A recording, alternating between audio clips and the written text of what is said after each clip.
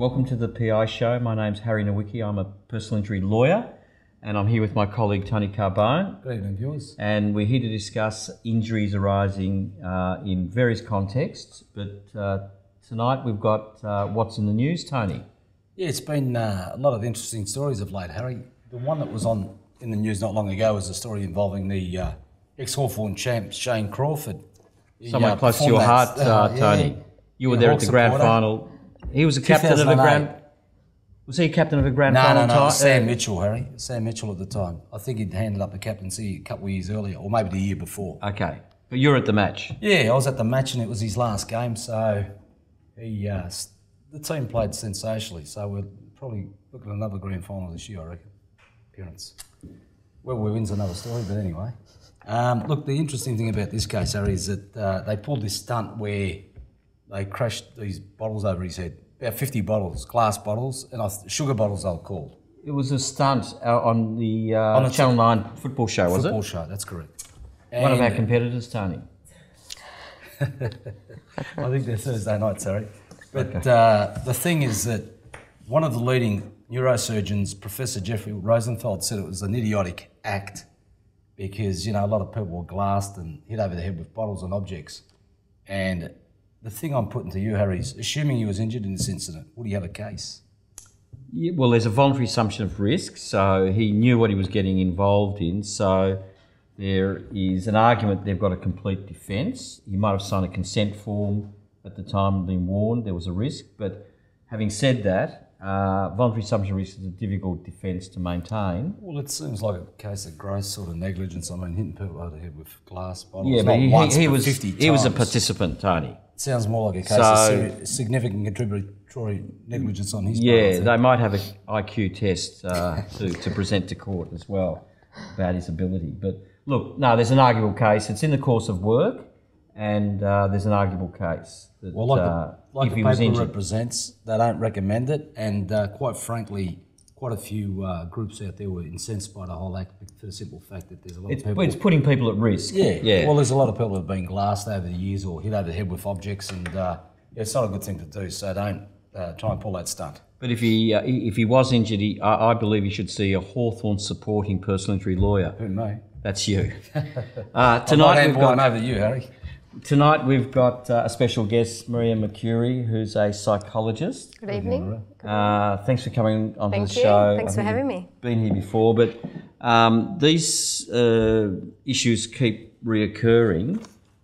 We read a lot of cases over the year, and a lot of them involve psychologists and psychological injuries and psychological treatment. So I think tonight we're talking about the role of psychologists in treating people, and again, perhaps what role they have in court cases as well. Yep.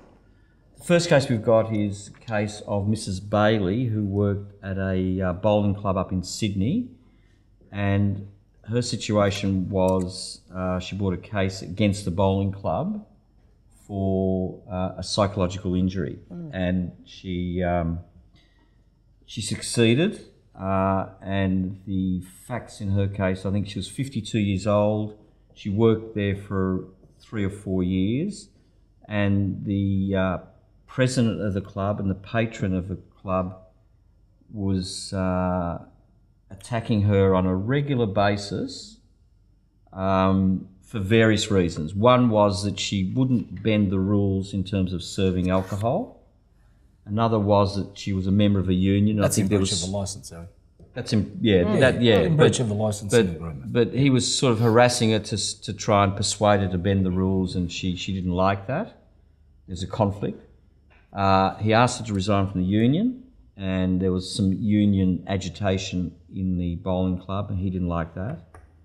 And interestingly enough, one patron told her to keep a diary of events, which she did, and these were ultimately produced in court. So that sort of corroborated it. Yep. But I think you've had a look at that case, and Mrs. Bailey had some bizarre physical symptoms at some point in time. She did. It said that she was experiencing some scalp itching, her body was itching, and so she really was physically reacting to what was going on in her work environment. So being asked to do things that she wasn't comfortable doing and possibly breaking the law, and being asked to resign from the union, etc., you know, she was really under a lot of pressure. So often that can manifest in your body.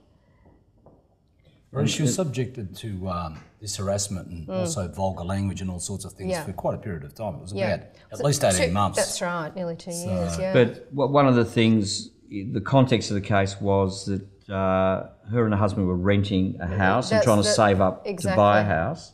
So she's under financial pressure. Often people ask me, if you're being harassed at work, why don't you just leave? And this is a perfect example.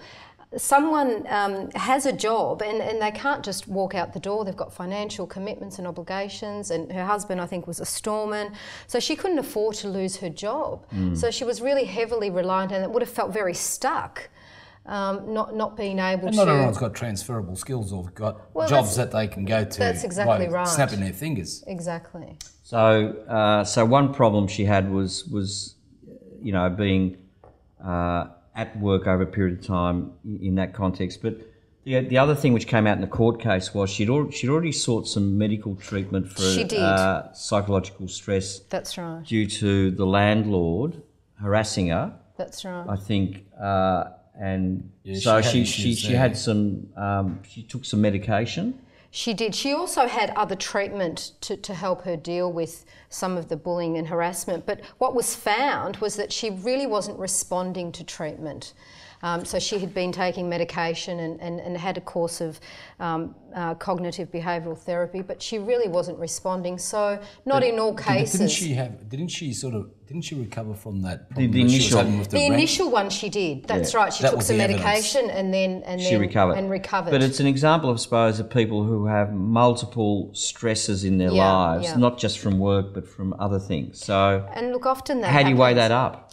Well, often, you know, people do experience multiple stressors in their life. That doesn't take away, though, from the stresses that were being caused due to the bullying and harassment. So I think that's an important point.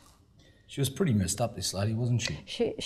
Well, at the end, her treatment wasn't working. No, it wasn't. So that goes towards damages and how much the claim was, how much the judge awarded. And they described her condition as having agoraphobia. Well, she had a panic attack when she sort of was returning. Well, when she went to go back in the building, she literally couldn't walk in the door because it just reignited all those old anxieties about what had happened in that place of employment. Marie and Harry, we'll have to come back to this after the break. We've got to go to our sponsors break, so viewers, keep watching. Don't go away. We'll be back very, very shortly. Thank you.